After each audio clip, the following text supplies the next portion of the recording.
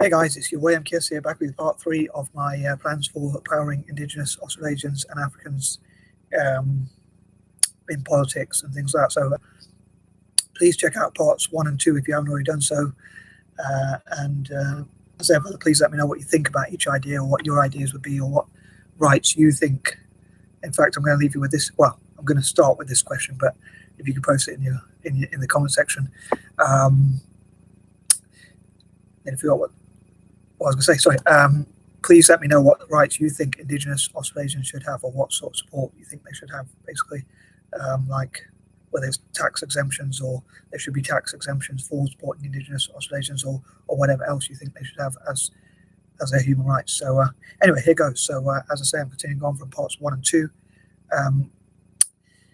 Here goes. Number 21.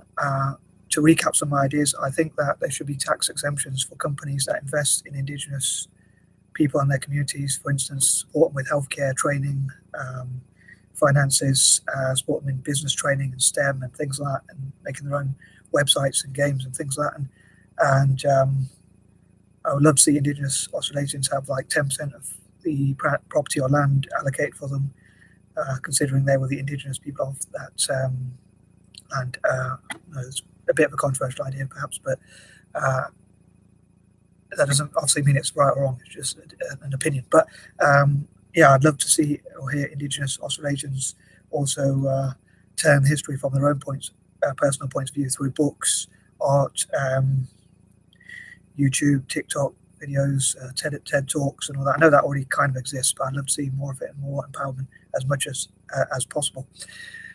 And also, as I say, learning about how Indigenous communities lived before Europeans settled in Australia, how they dealt with nature or history in their history, and that sort of thing. So yeah, it's interesting, I think, to see how Indigenous Australasians survived for so long with like so many deadly creatures like crocodiles and snakes and spiders and all sorts of things. So how did they manage to survive in those environments? I think that'd be quite interesting to discover.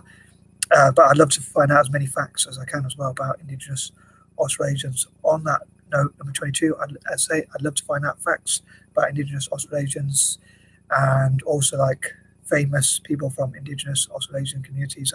I've seen some lists of famous Indigenous Australians or Aborigines, but I can't quite remember their names. And I know there's one or two like rugby players or whatever. Like the thing is, if I remember his name right, the late Jonah Lomu. But other than that, I don't really know too many famous, or know of too many famous Indigenous Australasians. So I'd love to have Indigenous Australasians give a list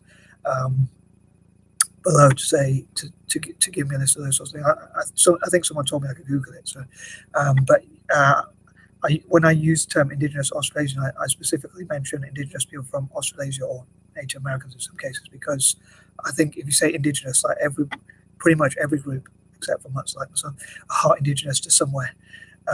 Anyway, moving on, number 23, I'd love to hear other people's ideas about how we could fundraise for Indigenous Australasians, fundraising ideas. I think like 10% of all the tax collections, I'll say, could go towards funding Indigenous Australasian schools, training opportunities, career development, training young Indigenous Australasians about business, providing mentors, providing tax exemptions, funding for them to start their own businesses or things like that, or get their own training, or, as I said before, like all possible Indigenous Australasians as well as Africans to have their own PCs and laptops, at least one of those things, or whatnot, and also as much training in those areas as possible.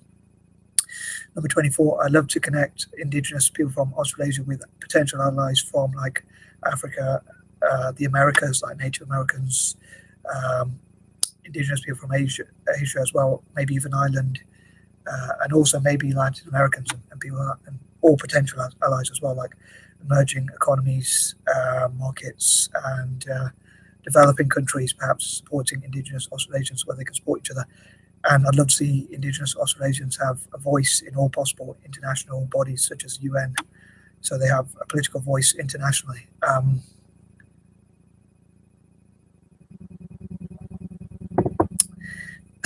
Number 25, again, I'd love to hear Indigenous voices, Indigenous Australasian voices, and for them to have a voice in international bodies where they can be politically empowered as much as possible, as well as generally empowered, especially financially and things like that.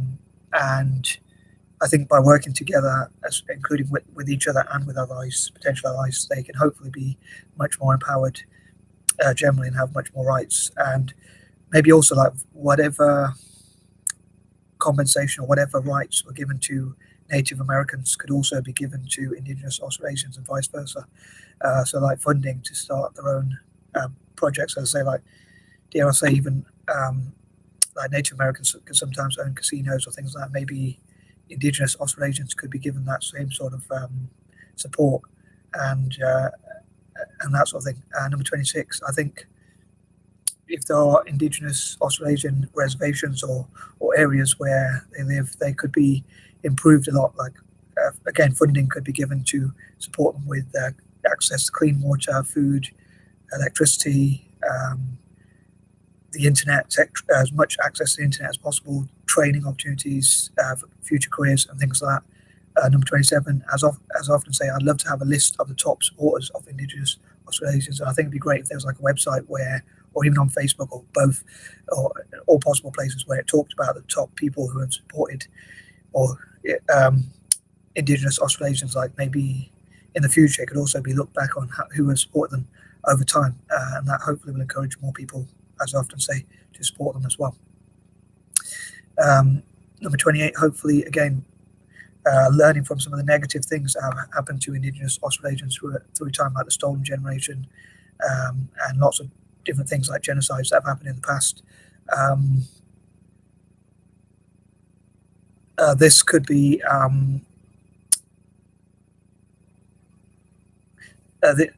hopefully this people can learn from this sort of stuff, and hopefully a positive can be made from it by,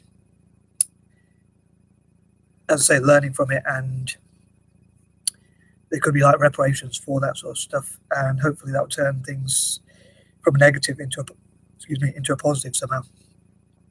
I'm not sure if that's possible, but hopefully it can happen. Number 29, again, I'd love to encourage people of color around the world, as I said before, like Black, Asian, mixed race, and Native American people, as well as potential allies or other disadvantaged groups, perhaps, or marginalized groups or whatnot, supporting Indigenous Australasian. Obviously, I mean, I wouldn't exclude obviously people who are white, but I think especially people of color have an incentive, in my opinion, to support Indigenous Australasians. And I do feel a bit like I'm repeating myself, I know a lot, but just to remind people of this idea. But I think that I think people of color, Black, Asian, mixed race, and Native American people should, instead of like joining the military or things like that, I think we should support Indigenous Australasians as well as Africans, especially South Africa, because it was like went through apartheid. But even Africa generally, even places like Zimbabwe and places like that, as much as possible, as much as we can.